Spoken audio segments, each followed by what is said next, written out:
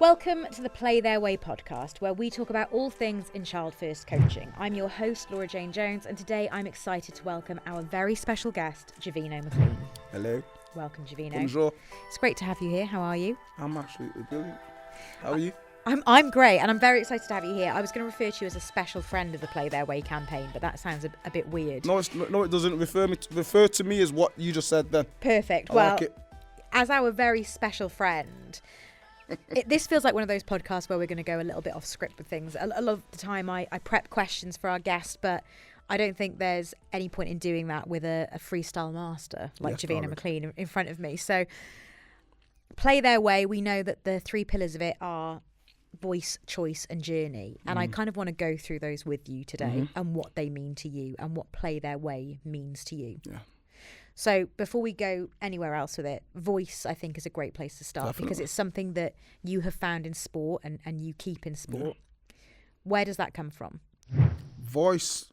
When I think of voice, I think about me when I was younger. I think about my own experiences. A voice is a very influential thing for not just kids, humans. I remember when I was in university, I didn't enjoy it because the voice didn't draw me in. The lecturers, the people that I spoke to, the voice didn't captivate me. The knowledge could have been amazing, which it was. Very intelligent lecturers and people. The voice did nothing for me. It bored me. So I'll never forget from uni, I used to always say to myself, if I speak, can I captivate somebody with my voice? Can my voice draw you in, suck you into my world? And then my world becomes our world and we create something together. That's how influential and powerful a voice should be. So I think with a voice, especially talking youngsters in sport or fitness, your voice has to be honest. And what I mean by that is you can't fake it. You see a lot of coaches who fake enthusiasm. And there's a difference between talking loud and talking with passion. And I hope that makes sense to people. I see a lot of coaches who think that when you're talking to, you're coaching young kids, you just have to talk with volume. It doesn't mean anything. You're just shouting, speaking with passion, speaking with care. If you put that into your voice, the child knows exactly what you're trying to get out of him. Javeno, you've got a great relationship with your voice and you've clearly, through sport, realised that you have the capability to be a voice for others. Mm-hmm. Why is that so important to you? Because it's... health is for everyone, man. And growing up, I know I'm a loud person. Do you know what I mean? I'm a loud person. I'm an energetic person. But that comes from I've seen people lose opportunities. I've seen people lose their spark through not getting the right opportunities. And I think sport and fitness does that. For sport and fitness can rescue people. It rescued me. At the time, I didn't think I need rescuing. Sport and fitness taught me everything, or everything that I am now as a man. All my principles and morals come from sport, from my days playing cricket. And I think it can change. There's a lot of people out there who don't really know who they are. They don't really know where they want to go in life. I guarantee sport will it will enhance everything that all them questions that you ask about yourself. Am I strong enough? Am I dedicated? Am I a good person? Am I even respect and all your morals and principles that I've got now as a grown man, I had to learn them and discover them as a young athlete. And sport is the one that kind of poked at everything that I was questioning. It highlighted everything that I questioned about myself, and it brought it to the forefront and kind of made me go, do you know what? Yes, I am. I am good. I am strong. I am quick. I am fast. This is what respect is. This is what dedication means. This is what ambition looks like. This is what passion looks like. Sport kind of moulded all of that for me. Sport's been the thing that's formed who you are as a person. You have represented sport at the highest of levels. You've been a professional cricketer. Mm-hmm. You are able-bodied, able-minded, and you've gone out and made the absolute most of that. Yeah. But you've also been a huge advocate for those who haven't necessarily had those abilities. Yeah. What is it about those disabled groups in sport that you've been so interested in helping, and why is it have you felt that you've wanted to be a voice for them? If I'm honest, and I've been asked this question so many times, and like I said to you before, we were talking so much before we even started filming. We should have started filming 2 hours ago. Anyway, but I'll be honest with you, I don't know. That's as real as it can get. And you know, the only way I can explain it, LG, I like saying LG, it sounds like cool. You know, like I got 2 little boys, right? I got a beautiful wife. If you said to me, explain how much I love my kids and my wife, I couldn't do it in words. I couldn't do it in words. Words won't do it justice, but I know it. But that to me, real love and real care, it makes no sense. It's undescribable. That's when you know it's the most powerful thing, because I can't describe in words how much I love my kids. It's impossible. But I know it's the most powerful, realest, most genuine thing in the world to me. That's how I look at my work with disabled and disadvantaged people. I've done it for 22 years for free, since I was 16. I can't tell you what made me go over. The very first person I ever trained was, I told this story many times, and I never get bored of talking about Ishmael.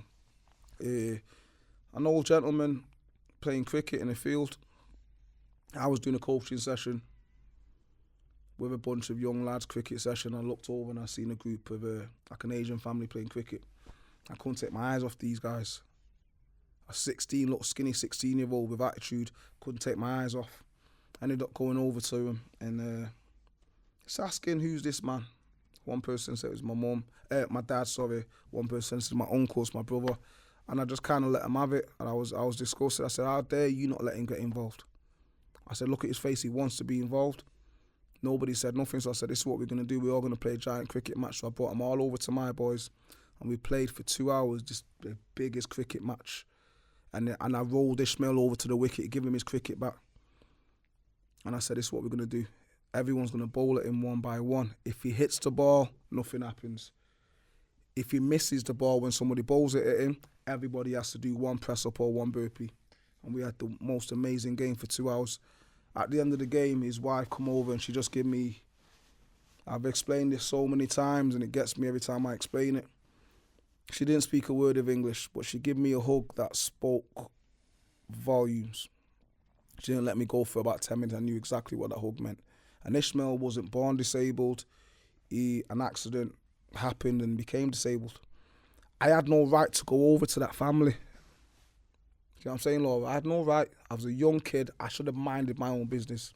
I don't know what made me go over and say, I want this man involved. I just felt like I needed to. And I can't explain that. And I can't explain why.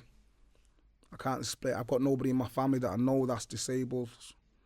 But that day, I just felt like I had to. I believe in force. I believe in energy, man. And I believe in the universe. And I believe in certain powers that I may not be able to explain now, but something that they said to me, I need to go over and check on this man and get him involved, and I'm so glad I did. Is that why Play Their Way resonates with you so much? We have these 3 pillars: voice, choice and journey, and they are based on the UN rights of the child. These aren't ours to give. These are things that children have. They are their own rights. Mm-hmm. But oftentimes, whilst we're not giving children rights, we're the arbiters of it. We can help them. Is that why this is so important to you, helping people know that they've got a voice? Of course. Listen, it's not about me. It's not about the coach. Like, I don't want to say too much and make it out like I'm a hater. I'm not a hater. I just call things how it is. And I call things from a perspective from experience. It ain't about me. It's not what we were talking about before. It's not about what I can do. You ain't never going to see me talking about my accolades with cricket, my accolades with powerlifting, my accolades with other things that I've done. A real coach, it's not about me. I'm last. Everything is designed for the child, for that child's experience, for that child's memories. And I think the coaching world could do with a bit of a shaking up, because sometimes I see coaches who are putting themselves on the pedestal, putting themselves first. There's no negotiating. the child comes first. The conversation, I'm gonna conversate and talk about things that you want to talk about. We're gonna laugh and chat, make jokes about the things you want to talk about. We're gonna work on things in the gym or on the sporting field that you want to enjoy, that will improve your game on and off the field. That's the job of a coach, to make that child fall in love with sport, fall in love with fitness, and stay there. Because we've got too many amazing youngsters now who get into sport, they're in and they're out. And it happened to me a little bit with cricket, where I did fall out of love with cricket. And towards the end of my career, it was because of bad coaching. The kid comes first, the child comes first. Every emotion that sport kind of provokes. My emotions are secondary as a coach. Even though I've been in situations as a coach where you do get emotional, I'm going to deal with that later. Every emotion that comes out of our interaction, it has to be magnified for you. Every emotion that I'm trying to get out of this coaching session or this event, I'm trying to provoke as much emotion out of the child as I can. But emotion, obviously, good emotion and bad emotion. So sport's an amazing platform for bringing out emotions, happiness and joy, but also sadness with injuries, sadness in with losing. But in order for sport to do its job, a child has to experience all of them emotions. It's not just about being happy all the time. So with me, I'll just try and bring out the joy, but also try and bring out some sadness, so that the child's got a challenge, he's got some mountains to climb, he's got some hurdles to jump over, because I know in the long term, it'll do that child the world of good. And it's about putting that child's emotions first, so I think that's priority. You're talking about going to their level, which I think is really important. We're a similar generation. I often am struck on this podcast when I talk to modern coaches about how things were different when we would have been kids being coached. I always remember teachers, sports coaches saying things like, I'm not here to be your friend. But how much is that something that we've changed now? How important is it to have that empathy with children, to give them their own self-autonomy and for them to recognise that they have a voice, that they can take up space and they can make decisions for themselves? Of course, it's very important. I'm not a fan of that phrase. I really am not. You are my mate. You're my little friend. I want you to feel like I'm your friend. I want you to feel like I'm your big brother. I want you to feel like you can check in with me or ring me or message me if you need to. That blanket of support is what kids need. You can be the most amazing coach in the world. You can have all the drills, the equipment. You can look the part. If I'm not your friend, it doesn't mean anything. If you don't look at me with that, there's a look, right? I call it that I've got you look. It gets me emotional because there's a look that I've kind of that I look for. So when I'm training somebody that's disabled, it gets to a point where it's a scary thing to take somebody who's, let's say, a wheelchair user out of their wheelchair to hold on to something or to do a few steps or to do some balancing stuff. It's a scary thing, very scary thing that a lot of people will never really truly understand because we're able-bodied. But then when I take somebody out of a chair, let's say Josh, one of my youngsters with CP, there's a point where it takes a lot of bonding and becoming friends to get to a point where I might take him out of his chair, but then he'll give me a look, and I'll give him a look, and he knows this man ain't gonna hurt me. He's got me. I'm good. Whatever he wants me to do now, I'm gonna try my best, because if I fail, I know Jay's got me. And that there takes a lot of bonding with a person to get to that point. That look of, you know what, I've got you. And sometimes I don't even need to say nothing to him. I just got to look at him and say, Josh, are you ready? Because he knows there's nothing. A rhino, Mike Tyson at the back of a rhino could come through the door. He knows that I ain't going to drop him. I've got him. Kids need that in sport too. And you can only get that when you're my friend, you're my brethren, you're my homie, you're my mate, you're my buddy. So to say, I'm not your friend, come on now. If you become my friend, you will go to hell and high waters for me. And that's what I've noticed. When a child really trusts and befriends the coach, they will do everything 100% for that coach, and therefore they'll become better athletes and better at the sport that they're doing. That beautiful relationship you're talking about is trust. Of course. That's what it boils down to. Do you think sometimes we forget that that's what we're looking for? And how important is it for children to feel like they are our equals? We can still be the authoritarian in a sporting environment as the coach. We can still be the person deciding what the session looks like, obviously with their help. That's what we're always encouraging through Play Their Way. But how important is it that kids feel like on a human level we're equal here, and they do have the space to have their say and tell us what they're enjoying, what they're not enjoying, what they want to do more of? No one's better than nobody. I remember in my early days of coaching, I used to stay away from the conversations of my accolades. I was very, not nervous, but wary of it, because I don't ever want you to think that I'm better than you. We're equals, we're together, and because we're equals, we can create something together. That to me is beautiful coaching. It's not me claiming or showing that I'm better than you and I've been there and I've done it and I've achieved this and that.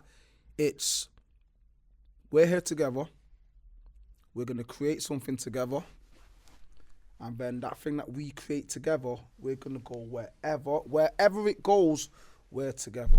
Whether it's winning, man of the matches, great accomplishments, or whether it's failing, we've lost, we're together. That's great coaching. You can't do that if you think that you're better than a child. Doesn't matter whether you're older, 20, 30 years older, whether you've got that many accolades and medals and badges. You're just two people that are working something out together. And I always try, and whether it's me in the gym with people or back in the day on the sporting field, I make it very clear from the start. I said, yo, this is a journey that we're starting together. We are starting together. It's not me leading the journey. It's not me, the captain, and you're the... No, we're starting this together. Even though deep down I know I'm taking control. I'm the adult. I'm the one who's designing it. I'm the one who's trying to steer it. I don't need to let you feel like that. I just want the child to go, yeah, we're doing this together. And let's press on together. How does that inform outcomes? How does that? Inform outcomes. Do you feel like as soon as children realise that they are being listened to, you get more positive outcomes, be it through participation, through measurable successes in those spaces? Is it something that kids really do realise quickly? Yeah, when a child knows that they're being listened to, they become leaders. There's nothing greater, Phil, when a young person speaks, expresses himself or herself, it gets heard, and then something positive comes out of that. They feel amazing. They feel like, wow, I've been listened to, I've been heard, and something great's come from it. Let me try that again. And those are the early stages of becoming your own leader, your own person, and not being afraid to express whatever's inside you. And that's what I think sport does for a lot of people. I love where you've gone with that and talking about children being heard, because we obviously started this by talking about voice. And it's so important that children feel they've got a voice and have an ability to express it in a sports environment. But as important as them communicating with us listening to them is key. How much do you think that the way we're moving in sport and giving children a choice is improving things? How much have you found that's informed the way that you coach now, be it with able-bodied athletes, disability athletes, children, adults, everyone? Listening is one of the most underrated forms of love. I always say that to people. Listening is one of the most underrated forms of love. But how do you show somebody that you love them through listening? It's just actually having a real genuine interest in what someone's saying. A lot of kids don't get that. A lot of coaches have forgotten that. But I'm talking actually caring about the words that are coming out of your mouth. And I'm going to be 40 in January. I still learn now because I listen so much and I make sure that I'm listening. There's still things that I learn now from youngsters that I train. So I'm not the finished part. I'm not the finished article. I've been doing this a long time and I'm nowhere near finished and I'm still learning. So I think with coaches, I'm not going to say it's easy. It's easier when you actually listen to the child. Rather than sometimes taking the wheel and just going, yep, I'm going to do this, this, and this. Sometimes if you can listen to a child, the child's words, the child's passion, the child's everything will direct you as a coach and tell you exactly what you need to do if you actually listen. But some coaches have got a bit of a blinker on and don't listen. Has listening been something that's come easily to you as a coach, or is it something that you've learned over the years? I've learned over the years, 100%. I used to, with kids, I learned to listen because I was wrong. A lot of the times I was wrong. A lot of the times, when in my early days of coaching, you want to plan something, so you go down, you write down everything, and you go, I want to do this, this, and this, and I'm going to do that first, that second, that third. But I'm planning for me. I'm planning because if you think, okay, what does a great coach look like? A great coach looks like that. He wears this. He sounds like that. He's got his whistle and his stopwatch, and he performs like. I'm planning for me. And in my early days, I was planning for me. I wasn't planning for the child. And then I used to do things that I thought were perfect and great. That was for my ego. It wasn't for the child. Did you feel like you were walking in the footsteps of the coaches that you'd had? Exactly. Is that something that you had to redesign and remodel for yourself? Of course. And then I started really listening. I think I was about 18, 19. I started really listening to the kids about what they thought, what their idea of fun was, what their idea of a great drill was, what their idea of punishment was. And when I say that, I don't mean it in a bad way. I meant as a coach, I used to get drills like punish if you did something bad, or you get punished. You might do suicide runs or burpees, and I realised not many. That's punishment, and in my days it was what was normal.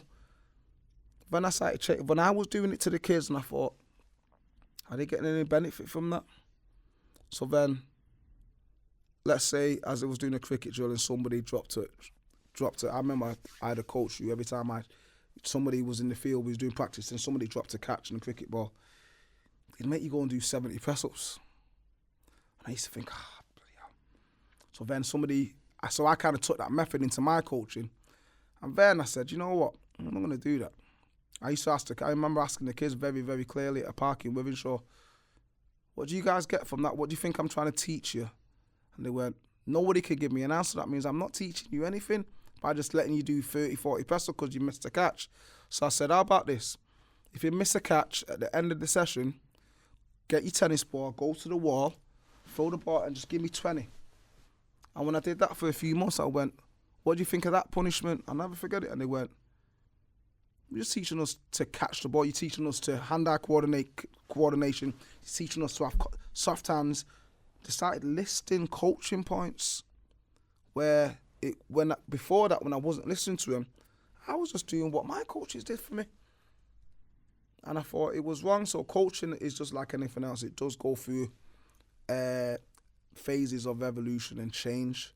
And a good coach has to identify when that change is coming and change with the times. You've talked about evolution there, and it's actually really interesting because I've asked a number of our podcast guests about this, whether we are in this flux of evolution or revolution. As I've said, you and I are a similar age, similar generation, and I always say that we were the stick generation, and now it's more carrot, and that's the way it should be. Do you think that we are quickly enough moving to that? Do you think that all coaches realise that that's how we should be coaching kids now, as opposed to punitive measures? Encouragement is the key. 110%. Encouragement. When you encourage a child to fully believe in themselves, they'll do anything for you. They will go to dark places. They will jump over high hurdles. They will climb mountains for you. if they know that you actually care and what you're doing is to benefit them rather than yourself. And like I said, I don't want to. There's amazing coaches out there and that do it, and I think those are the best ones. The coaches who are not afraid to show, rather than being so assertive and dominant and strict, showing the child that I'm doing this because I want you to be better. But you have to genuinely mean it. You can't trick a kid. And I think in my days, there was a lot of lies when I was younger. There was a lot of lies. A coach might say, I'm doing it because I want you to be an amazing cricket player. And no, you don't. I can tell by your voice. I can tell by your body language. I can tell by your eyes and your tone of voice that you're just saying it because it's a script that you're reading. Modern day coaching, it has to come from the heart. It has to come from a real, genuine place. It doesn't have to be no fancy words. It don't have to be no really difficult, fancy drill. It doesn't have to look or sound a certain way. All it has to be is real and honest and genuine, and the kid knows. And then that's when you get that kind of relationship with a child. He or she's been honest and genuine, and the coach has been honest and genuine. It's a relationship that will last forever.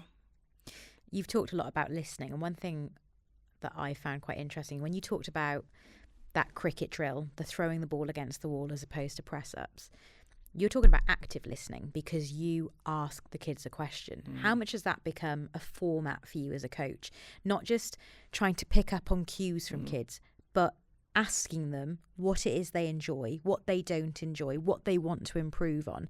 How much have you had to recalibrate that's how you're going to progress your relationship with them and progress their skills? 100%. Talking is the key. Talking is so powerful. I'll never forget, you know what I used to think, right, when I was younger. Now that you just said it, then it just popped in my head. I was so lonely, man. I was so lonely. I'm talking not physically, mentally, I was so lonely. I remember there's times where I was, without being boastful, I was a ridiculous athlete. But I remember it always stays with me. I've been in so many training sessions where I'm just talking to myself in my head. Am I doing that right? Should I be doing this? Why has he not said nothing? I don't know what to. Should I go over there? All these questions. I'm having conversations, crazy conversations in my head. And apart from one coach called Bruce Cruz, he was an amazing Australian coach that I had. Not many coaches. How are you feeling? How does that drill feel? Do you feel like you could do it better? How about this? Then I didn't get asked, so I was having a conversation by myself. It was lonely. And then it just kind of builds and builds, and before you know it, when the drill's finished, you kind of feel like you're sinking into a sofa. Do you know what I mean? Isolated. And then, after a while, you have to snap yourself out because I've got to go and play now.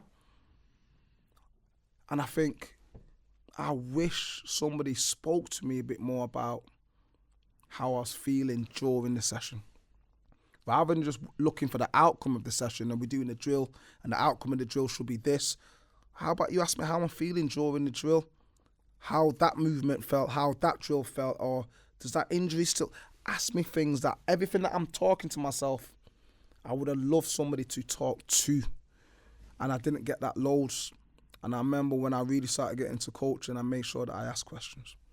But just because I'm doing a drill and we want the drill to... The purpose of the drill is to do whatever we want it to do. How do you feel during it? Do you feel like we should change anything? Is the drill... Do you understand the drill? I'm not going to do a drill with you that you don't understand why we're doing it. And when I started having them conversations, you start realising I can change things. Just because I've planned the drill and I want it to go a certain way, if the child's not getting benefit from it, if the child's not understanding the drill, if the child's not, sounds silly, but bonding with the drill, what can I change as a coach to make that drill do what it's supposed to do for that child? It could be changing the ball. It could be changing the angle of something. It could be changing a piece of equipment. It could be changing a very simple one. It could be changing the partner that the person... I remember doing a drill with somebody that it was a catching drill. And it was as simple as one boy was really short and the other boy was really tall. So when they were doing this catching drill together, the short boy was struggling because he's so tall. He's throwing the ball up there. And after a while, I remember just asking him, what's going on here? How do you feel? And he went, I can't catch the ball because he's so tall. Every time he's throwing it, I'm having to go up there. I just swapped it around. And then all of a sudden, he did it amazingly. He was probably one of the best catchers in that session. And that was simply because I remember asking him. And I think that's all kids want to know, if I speak, will you listen? But also, even before that, am I allowed to speak? I think that's the most important thing. So I try and get in there before they do. I try and get in there before they even say it. I don't want you to question it. So before I even start our journey together, you're allowed to speak whenever and however you want. And when you do speak, I'm going to listen. And then we're going to work something out together. Do you think that the rewiring for you in terms of listening and asking questions has come from working in disability sport? As a non-disability athlete, did you find in the beginning especially that these were people who had very different lived experiences to you and different bodies and different capabilities, not necessarily a lack of capabilities and abilities, but different ones? Was that forcing you to ask questions? Is that what's remodeled you? No. My suffered disability was kind of the opposite. Really? So with able-bodied people, I'd ask all these questions. So, yes and no. Well, I'll explain what I mean. So with able-bodied people, imagine you came into the gym and I'd ask you, have you got any injuries? Have you got any ailments? Somebody disabled comes in, I'd ask them the same thing. But my thing with disabled and disadvantaged people was, I'm not trying to see disability. I'm trying to see the person inside that wheelchair. I'm trying to see the human. I ain't trying to see your wheelchair, your walking frame, your medication. I'm trying to see your name, your person, your soul. I'm trying to see you. So on initial meeting, I need to make sure that you're safe. I'm going to ask you about your injuries and your disability. After that first couple of minutes, I ain't asking you nothing, because I'm not making this session. I'm not going to highlight your disability. I want to highlight how amazing you are. I want to highlight the amazing things that we're going to achieve in this session. I want to showcase that. I'm not going to showcase so-and-so in a wheelchair. No. I'm going to showcase the person, the human, I'm going to showcase human excellence, which is you, not your disability, not anything else. So I would ask questions first just to make sure you're safe. And after that, I don't want to ask questions, because I think the beauty of coaching is working stuff out together. And it's why sometimes, if you've ever seen any of my videos, you'll always hear me saying, and I genuinely mean it, I'll go, I don't know how this is going to work out. I said, we're going to do something now. I don't know with it. Let's just see what happens. That's coaching to me. When you and that person have got a bond where you go, I don't know what's going to happen here, but let's try it together. And if we win together. If we lose together. If we fall down together. But guess what? We're together. And again, tomorrow, we're going to try again together. And I think that's the beauty of a real connection and coaching. Because you've got a more organic relationship with outcomes, do you think that means that the journey that you take athletes on is more authentic at times, because you're not necessarily aiming for a finish line, a medal? It's their individual journey that they're on. 100%. And I look at my guys like real athletes, man, and I say to people all the time, like I did a drill the other day with Joshy. So Joshy's a amazing kid. He's in his full-time wheelchair user, and I've had him standing up for maximum 30 seconds out of his wheelchair. I set up a finish line outside of the gym, and I made him run, obviously with me holding him, all the way around the gym and come back in. And I made him run through the finish line. That to me was like we celebrated like it was Usain Bolt winning the 100 meters at Beijing. But to me, that's what it was like. That's exactly what it was like. FA Cup final, last minute goal. Heavyweight boxing, 12th round knockout. That to me was just as impressive as anything like that.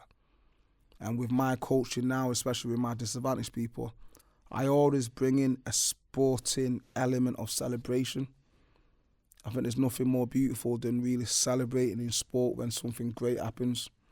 And I bring that into my stuff in the gym stuff with my disabled guys, and just try and give them a reason to celebrate. I think when somebody does something amazing, half the time they don't really understand, because we're able-bodied, right? When we look at something amazing, we've got a vision of an Olympic athlete, a professional sports person doing something amazing.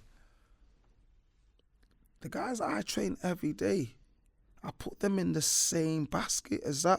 Some of the stuff that they do, some of the hurdles that they've got to jump over, the challenges that they've got to face. I had a lady 2 weeks ago, I'm not going to name her, a beautiful lady who's a stroke survivor. She's not stood up in 2 years. She stood up for 11 seconds. That to me, I'm Jamaican, yeah, I love Usain Bolt. That to me is better than Usain Bolt. That to me is one of the most, it blew me away. And I think great coaching, celebrate. Our kids, there's nothing more powerful, motivational, more inspirational for a young child to do something that people celebrate, because it will just give them so much energy and passion for the next to do it again and achieve more. And I think when I was younger, I didn't get loads of that. And I look back at it now and I go, I wish I did. It's a little bit live, laugh, love of me, but how much do we need to appreciate the journey as much as the destination when it comes to coaching kids? Of course, people with appreciate the disabilities? journey, and I think a big part of appreciating the journey is celebrating along the way. And this is why I do it. And I never get bored of it. And I always say to people that you might see me super gassed up and shouting and screaming like a madman, but to me, it's small steps. I'm not going to wait until the end to celebrate. Every positive step that we make, no matter how small or big, I'm going to celebrate, because it's only going to get better. I celebrate as much as I can, even in the smallest little things. To the person, it might be small. To me, it's huge, because I know what door that's now going to open. Having another door opens, and that's all. I think with good coaching, sometimes it's letting the child, they don't know the journey that they're going to go on. They don't know the journey that they're going to go on. So when I celebrate, so this is why celebrating is so important. I'm letting that person know this is only the beginning. I'm celebrating like this because you have no idea what's coming next. You just stood up for 11 seconds, girl. So now we're going to go for 15 and then 30. And before you know it, you're going to be walking. Before you know it, your husband's going to send you to the Tesco's to go get the shopping. You see what I'm saying? That's our celebration. It's like building blocks. And I think coaches, I love when I see a coach celebrate, man. Even if it's something really small and minute to the person watching, it's massive to the child. I can't think of a better thing to celebrate than having you as our guest on this podcast today. Oh, thank you, darling. Javeno McLean, our very special friend. You have been an absolutely incredible guest. Can I come back next year? You're going to invite me back next year? You can come back. You can come back next week if you want to. I'm booking my train ticket tomorrow. Thank you for listening. And if you've enjoyed the podcast today, be sure to leave us a review and share this with someone else who you think might like it too. Follow Play Their Way on social media at Play Their Way on TikTok, X and LinkedIn, and at Play Their Way UK on Facebook and Instagram.